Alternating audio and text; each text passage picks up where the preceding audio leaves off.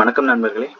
கடந்த வீடியோவில் நம்ம வந்து யூஜிசி நெட் முதல் தாளுடைய சிலபஸ் முழு விளக்கத்தை பார்த்தோம். இந்த வீடியோவில் வந்து யூஜிசி நெட் ஜேஆர்எஃப்னுடைய புவியியல் தாளினுடைய சிலபஸ் முழு விளக்கமாக பார்க்கலாம்.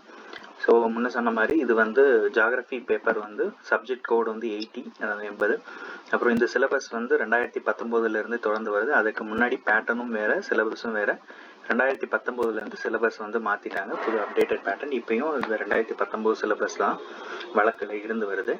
ஸோ ஃபஸ்ட் நம்ம போன ஃபஸ்ட் பேப்பர் வீடியோவில் சொன்ன மாதிரி தான், எதுக்கு நம்ம சிலபஸை படிக்கிறோம் அப்படின்னா, என்ன படிக்க போகிறோம், என்ன பண்ண போகிறோம்னு தெரியாமலே வெறும் புக்கை வச்சு நம்ம படிக்கிறதுக்கு பதிலாக சிலபஸை தெரிஞ்சுட்டு படிக்கிறதுனால நல்ல புரிதல் ஏற்படும். என்ன படிக்க போகிறோன்னு தெளிவாக உங்களால் படிக்க முடியும், செயல்படுத்த முடியும். ஸோ வாங்க நம்ம சிலபஸ்க்குள்ளே போகலாம். ஸோ ஃபஸ்ட் பேப்பரில் 10 யூனிட் இருந்துச்சு. அதே மாதிரி செகண்ட் பேப்பர் ஜாகிரஃபிலையும் 10 யூனிட் இருக்குது. ஸோ ஒரு யூனிட்ல இருந்தும் 10 கொஸ்டின் கேட்பாங்க. 10 கொஸ்டின்னா கம்பல்சரி 10 கொஸ்டின் வரும் அப்படின்றது இல்லை. ஸோ ஒரு யூனிட்லேருந்து அதிகமான கொஸ்டின் வரலாம், சில யூனிட்லேருந்து கம்மியான கொஸ்டின் வரலாம். அதேமாரி ஒரு கொஸ்டினுக்கும் சேம் 2 மார்க் தான், நெகட்டிவ் மார்க் எதுவுமே கிடையாது. ஸோ எல்லா கொஸ்டினையும் தாராளமாக நீங்கள் அட்டன் பண்ணலாம். வேறு இம்பார்ட்டன்ட் என்னென்னா, இப்போ வந்து பேட்டர்ன் வந்து ரொம்ப சேஞ்ச் ஆயிருக்கு. முன்னாடியெல்லாம் வந்து ஒரு டேரெக்டாக ஒரு கொஸ்டின் கொடுத்து நீங்கள் வந்து விடை எழுதுகிற மாதிரி இருக்கும். ஆனால் இப்போ அப்படி இல்லை, அசர்ஷன், ரீசன் அது மாதிரியான கேள்விகள் வந்து அதிகமாக இருக்கும். அதாவது ஒரு கேள்வி கொடுத்து அதற்கு அவங்களே ஒரு 6 பதில் கொடுத்து இதில் எதெல்லாம் சரி அப்படின்னு கேட்பாங்க.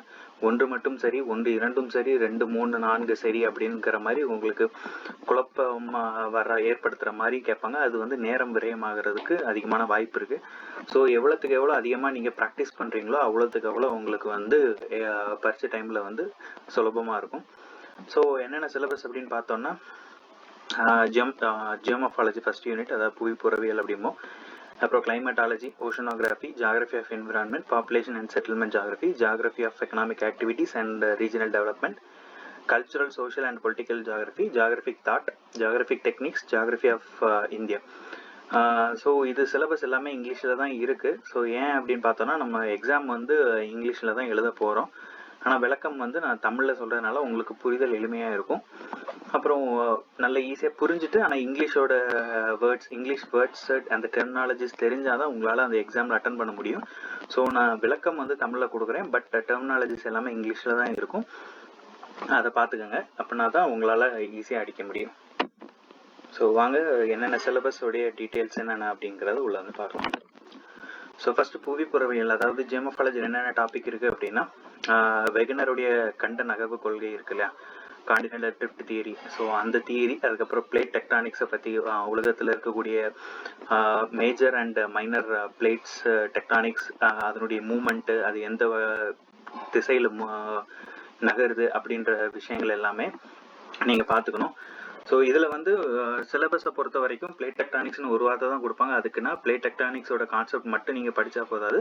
ஸோ எங்கெங்கே இருக்குது, அது எந்தெந்த திசையில் நகருது போன்ற பல விஷயங்களையும் எல்லா விஷயங்களையும் நீங்கள் பார்த்தா தான் உங்களால் கேட்கப்படக்கூடிய கேள்வியை வந்து எளிமையாக பதிலளிக்க முடியும். ஸோ அடுத்து என்னென்னா, எண்டோஜெனட்டிக் அண்ட் எக்ஸோஜெனட்டிக் ஃபோர்ஸஸ், அதாவது உட்செயலியல், அதுக்கப்புறம் வெளிப்புற செயலியல் அப்படின்ற எண்டோஜெனட்டிக் ஃபேக்டர்ஸில் வந்து நம்ம இந்த வல்கானிசம், எர்த்குவேக் அது மாதிரியான நிகழ்வுகள். அதுக்கப்புறம் எக்ஸோஜெனட்டிக் ஃபோர்ஸஸில் வந்து ஸோ அந்த நம்ம சொல்லலாம்ல வெதரிங், எரோஷன், இது மாதிரியான ஃபோர்ஸஸ் எல்லாம் இருக்கும். ஸோ அது வந்து நம்ம டீட்டெயிலாக அடுத்தடுத்த யூனிட்ஸில் நம்ம பார்க்கலாம். ஸோ அப்புறம் டெனிடேஷன் அண்ட் வெதரிங், அரித்தல் செயல் அதெல்லாம். அப்புறம் ஜியோமெட்ரிக் சைக்கிள், டேவிஸ் அண்ட் பெங்க் வந்து சொல்லியிருப்பாங்க. ஒரு ஜியோமெட்ரிக் லைஃப் சைக்கிள்னா மோஸ்ட் ப்ராப்ளி அது என்ன கேட்பாங்கன்னா, ஃப்ளூயியல் லைஃப் சைக்கிள் தான் அதிகமாக கேட்பாங்க. அதாவது youth stage of river, mature stage of river, adult stage of river அப்படிங்கிறதெல்லாம் இருக்கும். ஸோ அதெல்லாம் வந்து முக்கியமாக பார்த்துக்கணும். ஸோ அதுக்கப்புறம் வந்து அதுலேயே டேவிஸ் வந்து வெறும் ஃப்ளூயியல் மட்டும் இல்லாமல் இவங்க வந்து ட்ரிக்கியாக உங்களுக்கு ஜியோமார்ஃபிக் சைக்கிள்ஸ்னு கொடுத்துட்டாங்க. ஸோ ஜியோமார்ஃபிக் சைக்கிள்ஸ்னால் only life cycle of river மட்டும் இல்லை, கிளேஷியலோட லைஃப் சைக்கிள். ஸோ ஒரு லேண்ட்ஃபார்ம்ஸ்லையும் இருக்கும். ஸோ அது என்னென்ன இருக்குது, எது இருக்குது அப்படிங்கிறது எல்லாத்தையுமே நீங்கள் பார்த்து தெரிஞ்சுக்கணும். ஸோ அதுக்கப்புறம் theories and process of slope development, சாய்வின் உருவாக்கம் என்ன, அது எப்படி உருவாகுது, அதில் என்னென்ன வார்த்தைகள் டெர்மினாலஜிஸ் இருக்குது, ஸ்கேல்ப் டிப்பு அது மாதிரியான விஷயங்கள் எல்லாத்தையுமே நீங்கள் வந்து பார்த்துக்கணும். ஸோ தியரிஸ் அதை பார்த்துக்கணும். அப்புறம் செசிமிசிட்டி, ஃபோல்டிங், ஃபால்ட்டிங், வல்கானிசிட்டி, அதாவது பூகம்பம், அதுக்கப்புறம் ஃபோல்டு மடிப்பு, பிளவு, அதுக்கப்புறம் எரிமலை, அந்த மாதிரியான செயலிகள் எல்லாத்தையுமே நீங்கள் பார்த்துக்கணும். அதுக்கப்புறம் எர்த் மூமெண்ட்ஸ் அப்படின்னு பார்த்தோம்னா அந்த நிலச்சரிவு, லேண்ட்ஸ்லைடு, அவலாஞ்சி, அது மாதிரியெல்லாம் சொல்லுவோம் இல்லையா, அதெல்லாம் பார்த்துக்கணும். அதுக்கப்புறம் லேண்ட்ஃபார்ம் அக்கரன்ஸில் வந்து ஃப்ளூயல் லேண்ட்ஃபார்மு, மெரைன் கோஸ்டல் லேண்ட்ஃபார்ம், அதுக்கப்புறம் ஏரிட் லேண்ட்ஃபார்ம், அதுக்கப்புறம் அந்த கிளேஷியல் லேண்ட்ஃபார்ம்ஸ், இது எல்லாத்தையுமே நீங்கள் பார்த்துக்கணும். தென் காசஸ் ஆஃப் ஜியோமெட்ரிக் ஹசார்ட், அதாவது புவிப்புறவியலால் ஏற்படுத்தக்கூடிய இயற்கை பேரிடர்கள் என்னெல்லாம் அப்படின்னா வல்கனோ, எர்த்குவேக், லேண்ட்ஸ்லைடு, அவலாஞ்சிஸ் போன்ற இதெல்லாம் பார்த்துக்கணும். ஸோ அடுத்த யூனிட் வந்து கிளைமேட்டாலஜி, அதாவது காலநிலைகள் அப்படின்னு சொல்லுவோம். ஸோ இது ஒரு யூனிட்டுக்கான புக்ஸ் என்னென்ன புக்ஸ் ரெஃபர் பண்ணலாம் அப்படிங்கிறது வந்து நான் கடைசியாக சொல்கிறேன். இல்லைன்னா அடுத்து அதுக்குன்னே தனியாக நான் ஒரு வீடியோ போட்டேன், அதை நீங்கள் பார்த்து தெரிஞ்சுக்கங்க. ஸோ கிளைமேட்டாலஜி யூனிட்ல நீங்கள் பார்க்க போகிறது என்னென்னா அட்மாஸ்பியருடைய காம்போசிஷன் அண்ட் ஸ்ட்ரக்சர் என்னென்ன இருக்குது, அதில் அட்மாஸ்பியரில் இருக்கக்கூடிய காற்றினுடைய அளவுகள் என்னென்ன, நைட்ரஜன் எவ்வளோ இருக்குது, ஆக்சிஜன் எவ்வளோ இருக்குது, ஸோ அது போன்ற அளவுகள் பார்க்கணும். அதுக்கப்புறம் ஸ்ட்ரக்சர் ஆஃப் அட்மாஸ்பியரில் வந்து என்னென்ன அடுக்குகள், லேயர் ஆஃப் அட்மாஸ்பியர் என்னென்ன இருக்குது, troposphere, stratosphere, ionosphere, exosphere, so mesosphere, ionosphere, exosphere, so அது மாதிரியான என்னென்ன லேயர்ஸ் இருக்குது, ஸ்ட்ரக்சர், அதெல்லாம் பார்த்துக்கணும். அதுக்கப்புறம் இன்சோலேஷன் அப்படின்னா இன்கமிங் சோலார் ரேடியேஷன் அப்படின்னு சொல்லுவோம்.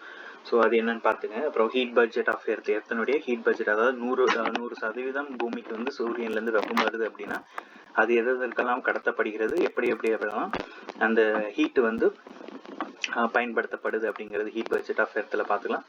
அதுக்கப்புறம் டெம்பரேச்சர், ப்ரெஷர் அண்ட் விண்ட் வந்து இது வந்து latitudinal, longitudinally and local, regional, global லெவலில் எப்படியெல்லாம் அட்மாஸ்பியரில் டிஸ்ட்ரிபியூட் ஆகிருக்கு அப்படிங்கிறத நீங்கள் பார்த்துக்கணும். அதுக்கப்புறம் அட்மாஸ்பியரிக் சர்க்குலேஷன், ஏர் மாசஸ், காற்று மாசஸ், அதுக்கப்புறம் fronts and upper air circulation, cyclone and anti cyclone, tropical and temperate சைக்ளோன்ஸை பற்றி நீங்கள் பார்த்துக்கணும். அதுக்கப்புறம் கோப்பன் கிளாசிஃபிகேஷனும் தான்பேட் கிளாசிஃபிகேஷனும் முக்கியமாக பார்த்துக்கணும். அதுக்கப்புறம் Enzo event like El Niño, La Niña, அதுக்கப்புறம் சதர்ன் ஆசிலேஷன், இதெல்லாம் வந்து தென் பசிபிக் பெருங்கடலில் நடக்கிற அந்த நிகழ்வை வந்து நீங்கள் பார்த்துக்கணும் வித் ரிலேட்டட் டு கிளைமேட். ஓகேவா? ஸோ அதுக்கப்புறம் மெட்ராலஜிக்கல் ஹசார்டு என்னென்ன அப்படின்னு பார்த்தோன்னா cyclones, thunderstorm, tornadoes, hail storm, heat and cold waves, அதுக்கப்புறம் drought, cold burst, cloud burst, அதுக்கப்புறம் கிளேஷியல் லேக் அவுட் பஸ்ட், இது எல்லாத்தையுமே வந்து பார்த்துக்கணும். ஸோ அதுக்கப்புறம் வந்து ஃபைனலாக climate change, evidence to causes of climate change in the past, அதாவது பேலியோ கிளைமேட்டாலஜி அப்படின்னு சொல்லுவோம். பழைய காலநிலையை வந்து மறு உருவாக்கம், அதாவது ரீகன்ஸ்ட்ரக்ஷன் சொல்லுவோம். ஸோ அதற்கான எவிடன்சஸ் என்னென்ன அப்படின்னு பார்த்தோன்னா, இப்போ கிளேஷியலில் ஒரு எவிடன்ஸாக சொல்லுவாங்க. கிளேஷியலில் வந்து எல்லாமே புதஞ்சிருக்கும். ஸோ அதில் இருக்கக்கூடிய சில பேலியோ கிளைமேட்டாலஜிக்கல் எலமெண்ட்ஸை வச்சு இது வந்து அந்த டைம் பீரியடில் இந்தந்த மாதிரியான நிகழ்வு நடந்திருக்கு அப்படின்னு சொல்லுவோம். அதே மாதிரி ட்ரீ ரிங்ஸை வச்சும் சொல்லுவோம். ட்ரீ ரிங்ஸில் ஒரு ரிங்கு வந்து ரொம்ப சின்னதாக இருக்குது அப்படின்னா அது வந்து டவுட் இயர் அப்படின்னு சொல்லுவோம். இதெல்லாம் வந்து கார்பன் டேட்டிங் அந்த மாதிரியான நிகழ்வு சொல்லுவோம். இது வந்து ஜியோ குரோனாலஜி அப்படின்னு சொல்லுவோம். ஸோ அந்த மாதிரியான எவிடன்சஸ் என்னென்ன அப்படின்னு சொல்லிட்டு பார்க்கலாம். அதுக்கப்புறம் human impact on global climate எப்படி இருக்குது, மனிதனால் குளோபல் கிளைமேட் எப்படியெல்லாம் பாதிக்கப்படுது அப்படின்றது கிளைமேட்டாலஜி யூனிட்ஸில் வருது. ஸோ அதுக்கப்புறம் ஓஷனோகிராஃபிக் யூனிட்டில் என்னெல்லாம் வருதுன்னா ரிலீஃப் ஆஃப் ஓஷன்ஸ், அதாவது கடலடி நிலத்தோற்றங்கள் என்னென்ன அப்படிங்கிறத வித் ரிலேட்டட் டு பசிபிக் பெருங்கடல், அதுக்கப்புறம் அட்லாண்டிக் பெருங்கடல், இந்திய பெருங்கடலை வச்சு நீங்கள் பார்த்துக்கணும். ஸோ அதுக்கப்புறம் வந்து composition of like temperature, density and salinity இந்த 3 பெருங்கடலுக்கும் எப்படியெல்லாம் பரவுது, அதாவது லேட்டிடியூட்னலி அண்ட் லாஞ்சிடியூட்னலி, அப்புறம் டெப்த் வைஸாகவும் எப்படியெல்லாம் பரவுது, எப்படி பரவலாக இருக்குது அப்படிங்கிறத எனக்கு பார்க்கணும். அதுக்கப்புறம் சர்க்குலேஷன்ஸ் அப்படின்னா என்னென்னா வார்ம் அண்ட் கோல்டு கரண்ட், நீரோட்டங்கள், குளிர் நீரோட்டம், வெப்ப நீரோட்டம்லாம் எப்படி இருக்குது, அதுக்கப்புறம் அலைகளினுடைய சர்க்குலேஷன், டைடு எப்படி உருவாகுது, என்ன இதாக இருக்குது அப்படிங்கிற பார்க்கணும். அதுக்கப்புறம் சீ லெவல் சேஞ்சஸ், கடல் ஏற்ற இறக்கங்கள், நீரேற்றம் இறக்கம், அதெல்லாம் எப்படி பூமி அஃபெக்ட் பண்ணுது அப்படிங்கிற விஷயத்தையும் நம்ம பார்க்கணும். அதுக்கப்புறம் ஹசார்ட்ஸ் அப்படின்னு ஒரு யூனிட் டாப்பிக்கில் சுனாமியை பற்றியும் சைக்ளோனை பற்றியும் நீங்கள் பார்த்துக்கணும். இது சுனாமி, சைக்ளோன் வந்து 2 இதில் இருக்கும். கிளைமேட்டாலஜிலையும் இருக்கும், இதுவும் இருக்கும். ஸோ கிளைமேட்டாலஜியில் இருக்கக்கூடிய cyclone with related to climate, ஓஷனோகிராஃபியில் இருக்கக்கூடிய சைக்ளோன் வந்து with related to oceanic environment. Okay, okay, அடுத்த யூனிட் வந்து ஜியாகிரபி ஆஃப் என்விரான்மெண்ட். இந்த யூனிட் வந்து நம்ம பேப்பர் 1ல இருக்கக்கூடிய பீப்புள் டெவலப்மெண்ட் அண்ட் என்விரான்மெண்ட் அப்படிங்கிற யூனிட்டும் ரெண்டுமே கிட்டத்தட்ட ஒரே மாதிரி இருக்கும். ஸோ இந்த ஒரு யூனிட்டை நீங்கள் நல்லா படிச்சிட்டிங்கன்னா அதில் கேட்கக்கூடிய 5 கேள்வியும் உங்களுக்கு எளிமையாக இருக்கும்.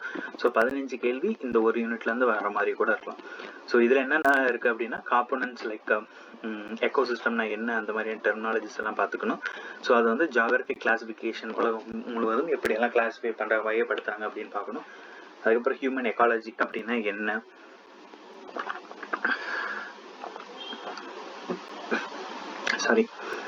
அதுக்கப்புறம் வந்து ஃபங்க்ஷன்ஸ் லைக் ட்ராபிக்கல் லெவல்னா என்ன, எனர்ஜி ஃப்ளோ, அப்புறம் சைக்கிள்ஸ், அதாவது ஜியோ கெமிக்கல் சைக்கிள், ஆக்சிஜன் சுழற்சி, கார்பன் சுழற்சி, நைட்ரஜன் சுழற்சி போன்ற சுழற்சிகளை நீங்கள் பார்த்துக்கணும். அதுக்கப்புறம் ஃபுட் செயின், உணவு சங்கிலி, உணவு வலை, அப்புறம் ecological pyramid, human interaction and impacts, மனிதன் வந்து எப்படி சுற்றுச்சூழல் கூட தொடர்பு இருக்கான், அது மனிதன் எப்படி சுற்றுச்சூழலை வந்து பாதிக்கிறான் அப்படிங்கிறத பார்த்துக்கணும். அதுக்கப்புறம் environmental ethics and deep ecology பற்றி பார்க்கணும். அதுக்கப்புறம் environmental hazard and disaster.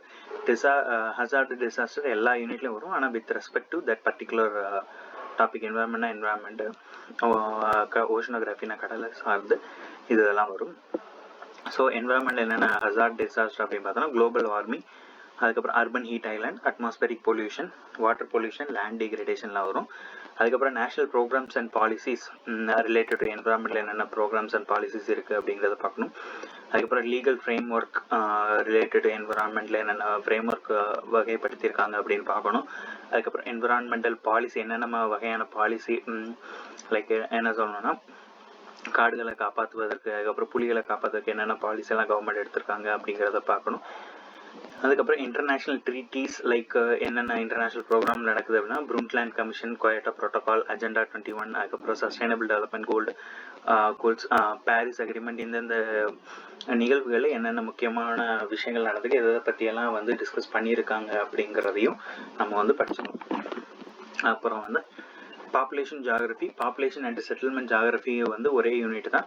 So but ஆனால் வந்து கொஸ்டின்ஸ் வந்து ரேண்டமாக இருக்கும்.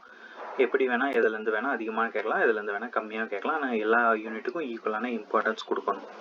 ஸோ பாப்புலேஷன் ஜியாகிரபி என்னெல்லாம் இருக்குது அப்படின்னு பார்த்தோன்னா, பாப்புலேஷன் டேட்டாவினுடைய சோர்சஸ், அதனுடைய மூலாதாரம் என்னென்ன அப்படின்னு census, sample survey, vital statistics, data reliability and errors, அதை பற்றியெல்லாம் பார்க்கணும். அதுக்கப்புறம் உலக மக்கள் தொகை பரவல் எப்படியெல்லாம் இருக்குது, என்னென்ன வகையான பேட்டர்னில் இருக்குது அப்படின்னு பார்க்கணும். அதுக்கப்புறம் உலக மக்கள் தொகை பெருக்கம் எப்படி இருக்குது, அதாவது ஹிஸ்டாரிக்கல் எப்படி இருக்குது, இப்போ எப்படி மக்கள் தொகை பெருக்கம் இருக்குது அப்படின்னு பார்க்கணும். அதுக்கப்புறம் டெமோகிராஃபிக் டிரான்சிஷன், எப்படியெல்லாம் வந்து டெமோகிராஃபி மக்கள் தொகை வந்து டிரான்சிஷன் ஆயிருக்கு, உருமாறி இருக்கு அப்படிங்கிறத பார்க்கணும். அதுக்கப்புறம் பாப்புலேஷன் குரோத்தை பற்றி மால்டஸ், சாட்லர், அப்புறம் ரிகார்டோடைய தியரிஸை வந்து நீங்கள் படிச்சுக்கணும். அப்புறம் ஃபெர்டிலிட்டி அண்ட் மொர்டாலிட்டி அனலைசிஸ் என்னென்ன அப்படின்னா, இண்டிசஸ், அந்த டிட்டர்மினேஷன் இதெல்லாம் வந்து பார்க்கணும். அதுக்கப்புறம் வந்து மைக்ரேஷன், மக்கள் தொகை வந்து மக்கள் தொகை இடப்பெயர்வை பற்றி பார்க்கணும். அதில் என்னென்ன வகைகள் இருக்குது, காசஸ், கான்சிக்வன்சஸ் அண்ட் மாடல்ஸ், அதெல்லாம் பற்றி பார்க்கணும். அதுக்கப்புறம் வந்து பாப்புலேஷன் காம்போசிஷன் அண்ட் கேரக்டரிஸ்டிக்ஸ், மக்கள் தொகையினுடைய கேரக்டரிஸ்டிக்ஸ் எப்படியெல்லாம் வந்து ஏஜ், அதுக்கப்புறம் செக்ஸு, அதுக்கப்புறம் ரூரல், அர்பன், அந்த மாதிரியான வகைப்பாட்டில் நீங்கள் வந்து பார்க்கணும்.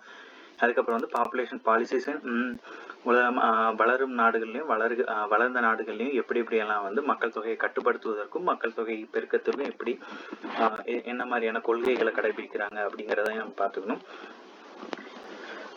ஸோ அடுத்த செட்டில்மெண்ட் ஜியாகிரபியில் என்னென்ன இருக்குது அப்படின்னா, ரூரல் செட்டில்மெண்ட், கிராமப்புறத்தில் இருக்கக்கூடிய செட்டில்மெண்ட்டோடைய வகைகள், அது எப்படி இருக்குது பேட்டர்ன், அது எப்படியெல்லாம் பரவி இருக்குது அப்படிங்கிறதே பார்க்கணும். அதே நேரத்தில் அர்பன் செட்டில்மெண்ட்டோட பேட்டர்னை நம்ம பார்க்கணும். அதுக்கப்புறம் வந்து கண்டெம்பரரி ப்ராப்ளம்ஸ், அதாவது தற்காலிக பிரச்சனைகள், ரூரல் செட்டில்மெண்ட் என்னென்ன பிரச்சனை இருக்குது அப்படிங்கிறத பார்த்துக்கணும். அதில் ரூரல் அர்பன் மைக்ரேஷன், ரூரல்லேருந்து கிராமப்புறங்கள்லேருந்து நகர்ப்புறத்துக்கு மக்கள் வந்து இடம்பெயர்றாங்க. அதுக்கப்புறம் நில பயன்பாடு வந்து மாறுதல் ஏற்படுது, நில அக்விசேஷன், கிராமப்புறங்கள்லேருந்து நில அபகரிப்பு அதிகமாக இருக்கும். அதுக்கப்புறம் நிலங்களில் வந்து டிரான்சாக்ஷன் அதிகமாக இருக்கும்.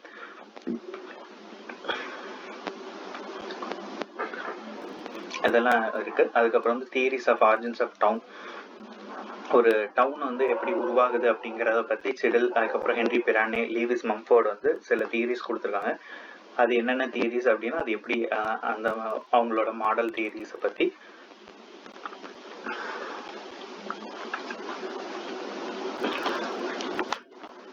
பார்க்கணும். அதுக்கப்புறம் வந்து கேரக்டரிஸ்டிக்ஸ் அண்ட் ப்ராசஸ் ஆஃப் நகரமயமாக்கல் எப்படியெல்லாம் இருக்குது, வளர்ந்த நாடுகள் எப்படி இருக்குது, வளர்கின்ற நாடுகள் எப்படி இருக்குது அப்படின்னு பார்த்துக்கணும். அதுக்கப்புறம் நகரமயமாக்கல் எப்படியெல்லாம் இருக்குது, அதனுடைய ட்ரெண்ட் என்ன மாதிரியான இருக்குது அப்படிங்கிறதெல்லாம் பார்க்கணும். அதுக்கப்புறம் அர்பன் சிஸ்டம், அதாவது 2 லா இருக்குது. ஒன்று வந்து பிரைமேட் சிட்டியில் லா, அதுக்கப்புறம் வந்து ரேங்க் சைஸ் ரூல் அப்படிங்கிறது ஒன்று இருக்குது. அதில் பிரைமேட் சிட்டி அப்படின்னா ஒரு முக்கியமான ஒரு நகரம் இருக்கும். ஒரு நாட்டில் ஒரு முக்கியமாக ஒரு நகரம் இருந்துச்சுன்னா அதை சுற்றி இருக்கக்கூடிய மற்ற நகரங்கள் எல்லாமே இதை விட பல மடங்கு சின்னதாக இருக்கும். அதேமாதிரி ரேங்க் சைஸ் ரூல் என்ன சொல்லுது அப்படின்னா ஒரு நாட்டில் இருக்கக்கூடிய ஒரு ஃபர்ஸ்ட் அதிகமான மக்கள் தொகை கொண்ட நகரம் வந்து 2வது அதிக மக்கள் தொகை கொண்ட நகரத்தை விட 2 மடங்கு பாப்புலேஷன் அதிகமாக இருக்கும். இதன் மடங்குல வந்து பாப்புலேஷன் வந்து கம்மியாக இருக்கும் அப்படின்னு சொல்றதுதான் வந்து ரேங்க் சைஸ் ரூல். ஸோ இந்த மாதிரியான ரூல்ஸ் எல்லாம் நம்ம வந்து பார்த்துக்கணும். அதுக்கப்புறம் வந்து சென்ட்ரல் பிளேஸ் தியரி, இதை வந்து 2 பேர் சொல்லியிருக்காங்க, கிறிஸ்டலர் அப்புறம் லோஷ். அது என்ன அப்படிங்கிறது நம்ம பார்த்துக்கணும். அதுக்கப்புறம் 3 தியரி உண்டு. K=3, K=4, K=7 அப்படின்னு இருக்கும். அது என்ன அப்படிங்கிறத நம்ம ஃபியூச்சர் ஃபர்தர் வீடியோஸில் பார்க்கலாம். அப்புறம் இன்டர்னல் ஸ்ட்ரக்சர் ஆஃப் சிட்டி, ஒரு நகரத்தினுடைய உட்கட்டமைப்பு எப்படி இருக்கும் அப்படிங்கிறத பார்க்கணும். அதுக்கப்புறம் நவீன நகரத்தினுடைய நில பயன்பாடு அப்படிங்கிறத ஒரு 3 மாடல் இருக்குது. 3 மாடல் இருக்குது. என்னன்னா பர்கர்ஸ், ஹாரிஸ் அண்ட் உல்மன். அதுக்கப்புறம் ஹயாட் அப்படிங்கிற மாடல், அவங்க ப்ரப்போஸ் பண்ண மாடலை பற்றி பார்க்கணும். அதுக்கப்புறம் சில கான்செப்ட்ஸ் அண்ட் டெர்மினாலஜிஸ் பற்றி நீங்கள் தெரிஞ்சுக்க என்னென்ன அப்படின்னா mega cities, global cities, edge city, அதுக்கப்புறம் சேஞ்சிங் அர்பன் ஃபார்ம் எப்படிலாம் இருக்குது, பெரிய urban, rural to urban fringe, அப்புறம் suburban, ring city, ring town, satellite towns. So இது மாதிரியான இதெல்லாம் வந்து செட்டில்மெண்ட் ஜியாகிரபியில் இருக்குது. ஸோ அதையும் நம்ம பார்த்துக்கணும். அப்புறம் வந்து ஜியாகிரபி ஆஃப் எக்கனாமிக் ஆக்டிவிட்டிஸ், இது வந்து ஒரு பெரிய யூனிட். ஸோ இதுக்குள்ள 5 சப்டாபிக்ஸ் இருக்குது. ஸோ என்னென்ன அப்படின்றத வாங்க பார்க்கலாம். ஸோ ஃபஸ்ட்டு சப்டாபிக் வந்து எக்கனாமிக் ஜியாகிரபி. ஸோ இதில் வந்து ஃபேக்டர்ஸ் அஃபெக்டிங் ஒரு எக்கனாமிக் ஆக்டிவிட்டி வந்து எப்படியெல்லாம் வந்து ஒரு ஸ்பேஷல் என்னென்ன காரணிகள் இருக்குது, ஸ்பேஷலாக ஒரு எக்கனாமிக் ஆக்டிவிட்டிஸை பாதிக்கக்கூடிய காரணிகள் என்னென்ன அப்படின்னு பார்க்கணும். அதுக்கப்புறம் economic primary, secondary, tertiary and quaternary, முதன்மை, 2ஆம் நிலை, 3ஆம் நிலை, கடைநிலையில் இருக்கக்கூடிய பொருளாதார நிலையில் இருக்கக்கூடிய தொழில்கள் வந்து எப்படியெல்லாம் பாதிப்பு ஏற்படுது அப்படிங்கிறத பார்க்கணும். அதுக்கப்புறம் நேச்சுரல் ரிசோர்ஸஸ், அதனுடைய வகைப்பாடு, இயற்கை ரிசோர்ஸினுடைய வகைகள், அது எப்படியெல்லாம் பரவி இருக்கு, அதில் இருக்கக்கூடிய பிரச்சனைகள் என்னென்ன அப்படிங்கிறத பற்றி பார்க்கணும். அதுக்கப்புறம் இயற்கை வளங்களை வந்து எப்படியெல்லாம் பாதுகாக்கலாம் அப்படிங்கிறத பார்க்கணும். அதுக்கப்புறம் உலகத்தில் வேர்ல்டு எனர்ஜி கிரைசிஸ், உலகத்தில் இருக்கக்கூடிய சக்தியின் உற்பத்திக்கு என்னென்ன ப்ராப்ளங்கள், என்னென்ன பிரச்சனை இருக்குது வளர்ந்த நாடுகள், அப்புறம் வளர்கின்ற நாடுகள் என்னென்ன பிரச்சனை இருக்குது அப்படிங்கிறத பார்க்கணும். ஸோ அடுத்த சப்டாபிக் வந்து அக்ரிகல்ச்சர் ஜியாகிரபி. இதில் வந்து நில பயன்பாட்டின் வகைகள், அதுக்கப்புறம் லேண்ட் யூஸ் பிளானிங், அதை எப்படியெல்லாம் பிளான் பண்ணி அதை நம்ம பயன்படுத்தலாம் அப்படின்றத பார்க்கணும். அதுக்கப்புறம் கிராப்பிங் பேட்டர்ன். ஸோ இதில் என்னென்ன இருக்குது அப்படின்னா கிராப் காம்பினேஷன், கிராப் டைவர்சிஃபிகேஷன், அதுக்கப்புறம் வந்து கிராப் கான்சன்ட்ரேஷன் அப்படிங்கிற 3 விஷயம் இருக்கும். கிராப் காம்பினேஷனில் 3 மெத்தட் இருக்குது. ஒன்று வீவர், அதுக்கப்புறம் டோய், அதுக்கப்புறம் ரஃபியூலா. ஸோ அவங்க ப்ரப்போஸ் பண்ண ஃபார்முலாஸ் எல்லாம் வந்து நம்ம பார்க்கணும். அதுக்கப்புறம் கிராப் டைவர்சிஃபிகேஷன் அண்ட் கான்சன்ட்ரேஷன் இருக்குது. ஸோ அதுக்கப்புறம் வந்து நில பயன்பாட்டு பிளானிங்கில் வந்து 1-to-1 மாடல் அப்படிங்கிறது ஒரு முக்கியமான மாடல். ஸோ அக்ரிகல்ச்சர் ஜியாகிரபியில் அது ஒரு முக்கியமான ஒரு டாபிக். ஸோ அது என்ன அப்படிங்கிறத பார்க்கணும். அதுக்கப்புறம் measurements and determinants of agriculture ப்ரொடக்டிவிட்டியில் எப்படியெல்லாம் வந்து அதை வந்து கால்குலேட் பண்ணலாம், அதை எப்படியெல்லாம் வந்து தீர்மானிக்கிறாங்க அப்படிங்கிறத பார்க்கணும். அதுக்கப்புறம் அக்ரிகல்ச்சர் ப்ரொடக்டிவிட்டி எப்படி ரீஜனல் வைஸ் வேரி ஆகுது அப்படிங்கிறதையும் பார்க்கணும். அதுக்கப்புறம் உலகத்தினுடைய அக்ரிகல்ச்சர் சிஸ்டம்ஸ் என்னென்ன, மொத்தம் 14 சிஸ்டம் இருக்கும். அது என்னென்ன சிஸ்டம், அது எங்கெங்கெல்லாம் எப்படியெல்லாம் பின்பற்றுறாங்க அப்படிங்கிறதையும் நம்ம பார்த்துக்கணும். ஸோ அடுத்து வந்து இண்டஸ்ட்ரியல் ஜியாகிரபி. இந்த இதில் வந்து கிளாசிஃபிகேஷன் ஆஃப் இண்டஸ்ட்ரீஸ், தொழிற்சாலைகளை வந்து எப்படியெல்லாம் வகைப்படுத்துகிறாங்க, அந்த அமைவிடத்திற்கான காரணிகள் என்னென்ன அப்படிங்கிறத பார்க்கணும். அதுக்கப்புறம் இண்டஸ்ட்ரியல் லொக்கேஷன் அமைவதற்கு ஒரு 5 மாடல் இருக்குது. என்னென்ன அப்படின்னா ஆல்ஃபிரட் வெக்னர் சொன்ன மாடல், அப்புறம் E.M. Whoever, Augustus லோச், Alfred Fred and D.M. Smith அப்படின்னு ஒரு 5 பேர் வந்து சில தியரிஸ் சொல்லியிருக்காங்க இண்டஸ்ட்ரியல் லொக்கேஷன். அது என்னென்ன அப்படின்னு பார்த்துக்கணும். அதுக்கப்புறம் வேர்ல்டு இண்டஸ்ட்ரியல் லொக்கேஷன் ரீஜன்ஸ் எங்கெங்கெல்லாம் இருக்குது அப்படின்னா, இப்போ 5 லேக் ரீஜன், அப்புறம் இந்தியாவில் பார்த்தோன்னா நமக்கு மும்பை தானே ரீஜன், அதுக்கப்புறம் வந்து சூரத், மும்பை தானே சூரத் ரீஜன், அப்புறம் கோயம்புத்தூர் திருப்பூர் ரீஜன். ஸோ அதுக்கப்புறம் வந்து நம்ம ஜார்க்கண்ட், வெஸ்ட் பெங்கால் அந்த மாதிரியான ரீஜன்ஸ்லாம் இருக்குல்ல. ஸோ அது மாதிரியான வேர்ல்டு இண்டஸ்ட்ரியல் ரீஜன் ஜெர்மனியில் இருக்குது. ஸோ இதெல்லாம் வந்து பார்த்துக்கணும். அதுக்கப்புறம் இம்பேக்ட் ஆஃப் குளோபலைசேஷன், நவீன உலகமயமாக்கல் வந்து எப்படி மேனுஃபேக்சரிங் செக்டரை வந்து பாதிப்பு ஏற்படுத்துது, அதாவது குறைந்த வளர்ச்சி அடைந்த நாடுகளில் எப்படி எப்படிலாம் பாதிப்படையுது அப்படிங்கிறத பார்க்கணும். அதுக்கப்புறம் டூரிசம் இண்டஸ்ட்ரி, அதாவது சுற்றுச்சூழல் சுற்றுலாத்துறை இண்டஸ்ட்ரி வந்து எப்படி என்ன மாதிரியான செயல்படுது அப்படிங்கிறத பார்க்கணும். அதுக்கப்புறம் world distribution, research and communication, research and development, அப்புறம் இப்போ கல்வித்துறை, அதுக்கப்புறம் ஐசிடி இன்ஃபர்மேஷன் கம்யூனிகேஷன் டெக்னாலஜி எப்படி எப்படியெல்லாம் இருக்குது அப்படின்றதையும் பார்த்துக்கணும். ஸோ அதுக்கப்புறம் geography of transport and trade, இதில் வந்து theories and models of spatial interaction ஒரு பொருளுக்கு இன்னொரு பொருளுக்கு எப்படியான ஈர்ப்பு இருக்குது அப்படின்றத எட்வர்ட் உல்மனும் எம்இ ஹர்ஸ்ட்டும் சொன்ன மாடலை வச்சு நம்ம பார்க்கணும். அதுக்கப்புறம் measures and indices of connectivity and ஆக்சசபிலிட்டிஸில் சில ஃபார்முலாஸ் இருக்குது, அதை வந்து பார்க்கணும். அதுக்கப்புறம் ஸ்பேஷியல் ஃப்ளோ மாடல் அப்படின்ட்டு ஒரு மாடல் இருக்குது, கிராவிட்டி மாடல். அது என்னென்ன, அதனுடைய வகைகள் என்னென்ன,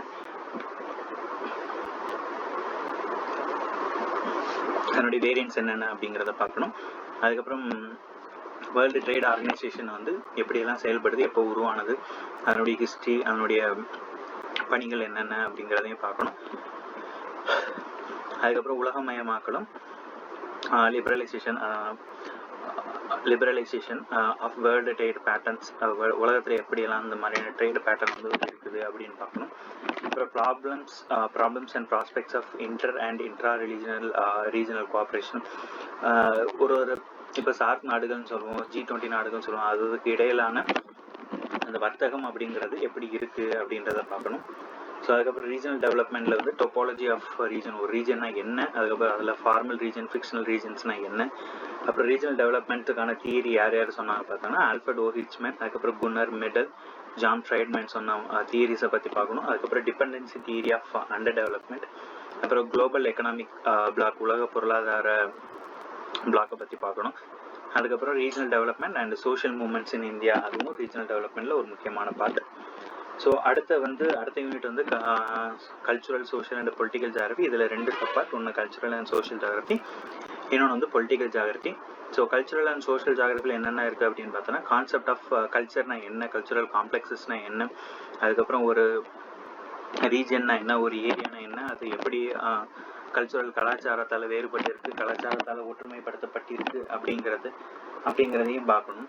அதுக்கப்புறம் வந்து கல்ச்சுரல் ஹெரிட்டேஜ்னா என்ன, cultural ecology, cultural convergence, social structure and processes, சமூகம் எப்படியெல்லாம் கட்டமைக்கப்படுது, அது வந்து வாழ்க்கைக்கு எப்படியெல்லாம் உதவியாக இருக்குது அப்படிங்கிறதையும் பார்க்கணும். அதுக்கப்புறம் spatial distribution of social groups in India, எப்படியெல்லாம் ட்ரைப், கேஸ்ட், அப்புறம் ரிலீஜன் அண்ட் லாங்குவேஜ் வந்து எப்படியெல்லாம் வந்து ஸ்பேஷலாக இந்தியாவுக்குள்ளே டிஸ்ட்ரிபியூட் ஆகிருக்கு அப்படிங்கிறத பார்க்கணும். அப்புறம் environmental and human health, diseases, ecology, nutritional status, இது மாதிரியான விஷயங்களையும் பார்த்துக்கணும். அதுக்கப்புறம் ஹெல்த் கேர் பிளானிங், இந்தியாவில் எப்படி ஹெல்த் கேர் பிளானிங் வந்து இருக்குது, அதுக்கப்புறம் மெடிக்கல் டூரிசம், இந்தியாவில் இருக்கக்கூடிய மெடிக்கல் டூரிசம் எப்படியெல்லாம் இருக்குது அப்படின்றது முழுக்க சமூகம் மற்றும் கலாச்சார காரணிகளை வச்சு பார்க்கறது தான் இந்த கல்ச்சுரல் அண்ட் சோஷியல் ஜியாகிரபி. அடுத்த பொலிட்டிக்கல் ஜியாகிரபி யூனிட்ல என்னென்ன இருக்குது அப்படின்னு பார்த்தோம் அப்படின்னா, பவுண்டரிஸ்னா என்ன, ஃப்ரான்டையர்ஸ்னா என்ன, அது வந்து ஸ்பெஷல் ரெஃபரன்ஸ் டு இந்தியாவுக்கு எப்படி அண்டை நாடுகள் கூட எப்படியெல்லாம் வந்து பவுண்டரி இருக்குது அப்படிங்கிறதையும் பார்க்கணும். அதுக்கப்புறம் ஹார்ட்லேண்ட் அண்ட் ரிம்லேண்ட் தியரிஸ் யார் ப்ரப்போஸ் பண்ணது, அது எப்படி சொல்லுது, என்ன சொல்லுது அப்படின்ற பார்க்கணும். அதுக்கப்புறம் trends and development in political geography, எப்படியெல்லாம் பொலிட்டிக்கல் ஜியாகிரபி வளர்ந்துட்டு வருது அப்படின்னு பார்க்கணும். அதுக்கப்புறம் geography of federalism, electoral reform, election, அதை பற்றியான அது இந்தியாவில் எப்படியெல்லாம் வந்து வளர்ந்தது அப்படின்னு பார்க்கணும். அதுக்கப்புறம் எலக்டோரல் பிஹேவியர், மக்கள்கிட்ட எலெக்ஷனை பற்றியான பிஹேவியர் எதெல்லாம் வந்து தீர்மானிக்குது அப்படின்னு பார்க்கணும். அதுக்கப்புறம் ஜியோ பொலிட்டிக்ஸ் அப்படிங்கிறது ஒரு முக்கியமான டெர்ம், புவி அரசியல், அது வந்து எப்படி காலநிலையை பாதிக்குது, தாக்கம் ஏற்படுத்துது அப்படின்னு பார்க்கணும். அதுக்கப்புறம் ஜியோ பொலிட்டிக்ஸ் வந்து உலக வளங்களில் எப்படி பாதிக்கப்படுது, ஜியோ பொலிட்டிக்ஸ் ஆஃப் இந்தியன் ஓஷனில் புவி அரசியல் வந்து அதிகப்படியான விளையாட்டுகளை ஏற்படுத்தும், அது என்னென்ன, எப்படி எங்கெங்க அப்படின்னு பார்க்கறது. இந்த டாபிக். அதுக்கப்புறம் ரீஜனல் ஆர்கனைசேஷன், இந்த SAARC, Asian, opaque, European union, அதுக்கப்புறம் வந்து யுனைடெட் நேஷன், இது பற்றியான ஆர்கனைசேஷனில் என்னென்ன இருக்குது அப்படிங்கிற பார்க்குறது. அதுக்கப்புறம் neo politics of Indian world natural resources எப்படி இருக்குது அப்படின்னு வந்து பார்க்கணும். நியோ பொலிட்டிக்னா புதுமை அரசியல் வந்து உலக இயற்கை வளங்களை எப்படியெல்லாம் பார்க்குது அப்படின்றோம். இப்போ ஜாகிரபிக்கல் தாட் வந்து எல்லாரும் கஷ்டமான டாபிக் அப்படின்னு நினைப்போம். ஆனால் இதில் ஈஸியாக நம்ம மார்க் எடுக்கிறதுக்கு எளிமையான வழிகள் நிறைய இருக்குது. அது வந்து ஃபர்தர் நம்ம வீடியோஸில் நம்ம பார்க்கலாம். ஸோ இதில் என்னென்ன அப்படின்னு பார்த்தோன்னா, Greek, Roman, Arab, Chinese and Indian scholars என்னென்ன சொல்லியிருக்காங்க ஜாகிரபியை பற்றி அப்படின்னு பார்க்கணும். அதுக்கப்புறம் Bernard Varenius, Immanuel Kant, Alexander von Humboldt, Carl Ritter, அப்புறம் ஸ்கீஃபர் ஹேர்ஸ்டோனோடைய கான்ட்ரிபியூஷனை பார்க்கணும். அதுக்கப்புறம் டார்வினியன் தியரி வந்து ஜாகிரபிக்கல் தாட்டில் எப்படி இம்பேக்ட் ஆகிருக்கு அப்படின்னு பார்க்கணும். அதுக்கப்புறம் இந்திய புவியியல் வந்து எப்படியெல்லாம் வளர்ந்து வந்திருக்கு, அது வந்து special reference to cartography, thematic மெத்தடாலஜியை வச்சு பார்க்கணும். அதுக்கப்புறம் எர்த் சயின்ஸ்னா என்ன, மனிதன் என்வரான்மெண்ட்டுக்கு இடையிலான ரிலேஷன்ஷிப் என்ன, இதெல்லாம் பார்த்துக்கணும். ஸ்பேஷியல் அனலைசிஸ் பார்த்துக்கணும். அதுக்கப்புறம் டியூவாலிசம் அப்படின்னு சொல்லுவோம்.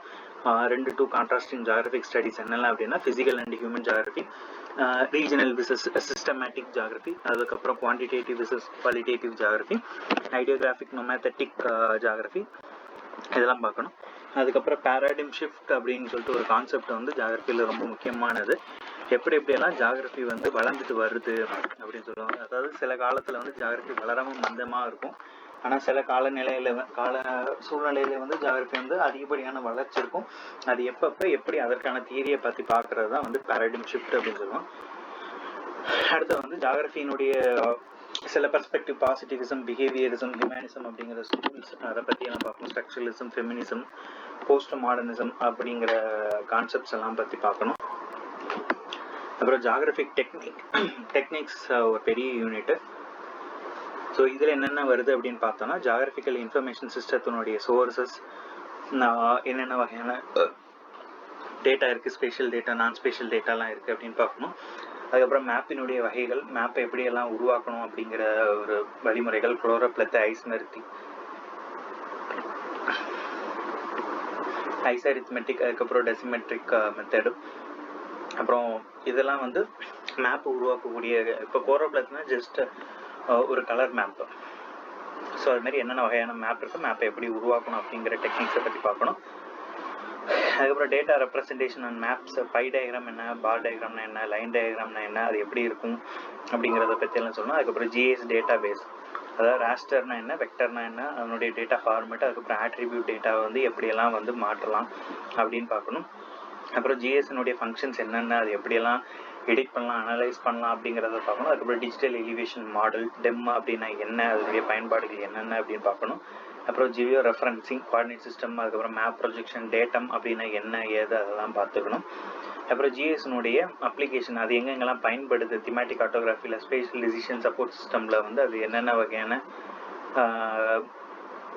வகையில் அது வந்து பயன்படுத்தப்படுது அப்படின்னு பார்க்கணும். அதுக்கப்புறம் பேசிஸ் ஆஃப் ரிமோட் சென்சிங்கில் என்னென்ன இருக்குது அப்படின்னா, எலக்ட்ரோமேக்னெட்டிக் ஸ்பெக்ட்ரம் பற்றி பார்க்கணும். அதுக்கப்புறம் சென்சார்ஸ், பிளாட்ஃபார்ம், ரெசல்யூஷன், ஸோ இதெல்லாம் வந்து ரிமோட் சென்சிங்கோடைய வெரி பேசிக்ஸ்.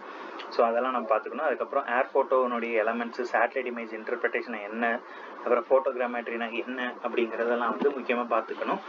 அடுத்த ஜாகிரபி டெக்னிக்ஸில் வந்து டைப்ஸ் ஆஃப் ஏரியல் ஃபோட்டோகிராஃப்ஸ்னா என்ன, அதனுடைய வகைகள் என்ன, எப்படியெல்லாம் எடுக்கலாம், ஸோ அதில் இருக்கக்கூடிய ஸ்கேல்ஸு. அதுக்கப்புறம் டிஜிட்டல் இமேஜ் ப்ராசஸிங்கில் வந்து image pre processing, image post processing அப்படின்னு 2 விஷயம் இருக்குது.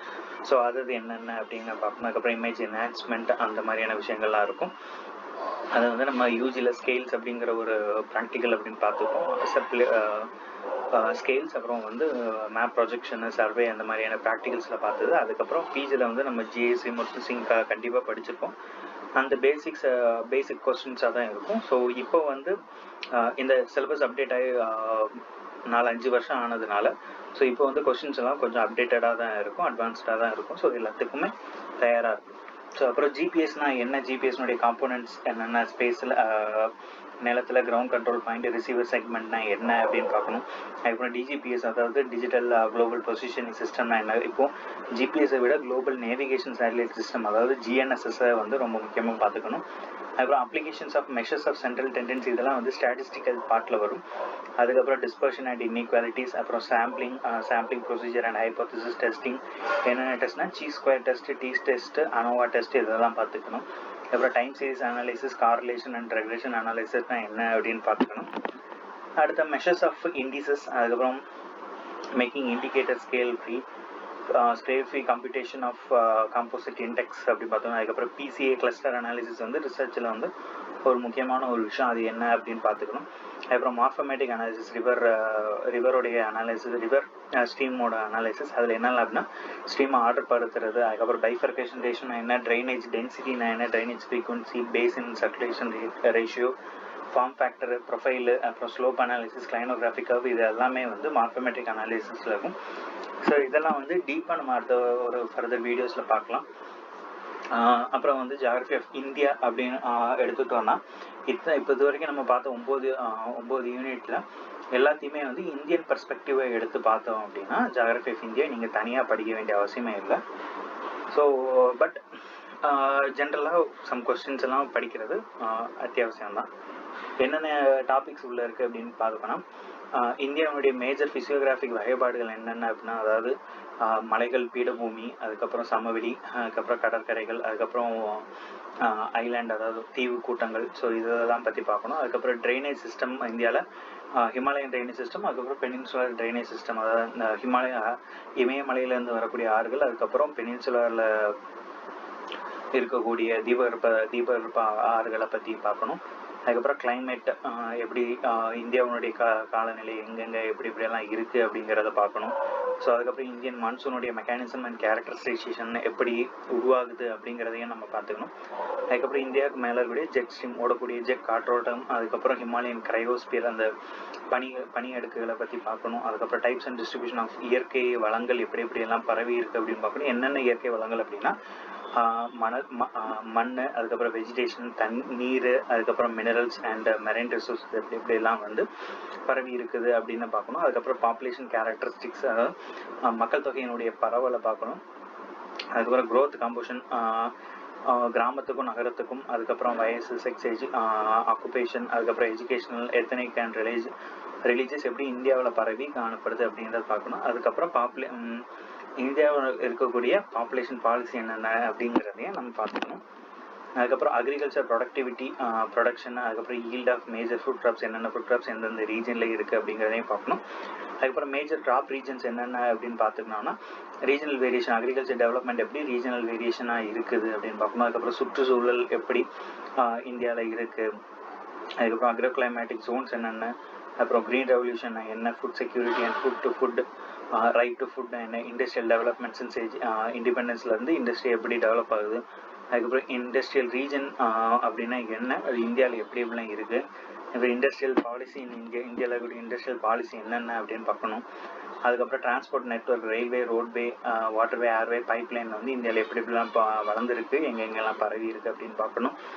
அப்புறம் இன்டர்னல் அண்ட் எக்ஸ்டர்னல் ட்ரேட் என்னென்ன அப்படின்னா trends, composition and direction, regional development planning in India என்னென்ன அப்படின்னா அதில் வந்து 72nd அண்ட் 73rd அமெண்ட்மெண்ட் வந்து முக்கியமான ஒரு விஷயம். அதுக்கப்புறம் உலகமயமாக்கல், அது வந்து இந்திய எக்கனாமியில் எப்படி பாதிப்பை ஏற்படுத்துது அப்படிங்கிறத பார்க்கணும். அதுக்கப்புறம் நேச்சுரல் டிசாஸ்டர், இந்தியாவில் ஏற்படக்கூடிய இயற்கை பேரழிவுகள் என்னென்ன அப்படின்னா பூகம்பம், drought, flood, cyclone, tsunami, Himalayan highland hazards, disaster, இதெல்லாம் வந்து பார்க்குறது வந்து ஜியாகிரஃபி ஆஃப் இந்தியா. ஸோ இதுதான் கடைசி யூனிட். ஸோ அவ்வளோதான், இதுதான் ஜியாகிரஃபியோட சிலபஸ், யூஜிசி நெட் ஜேஆர்எஃபோட சிலபஸ்.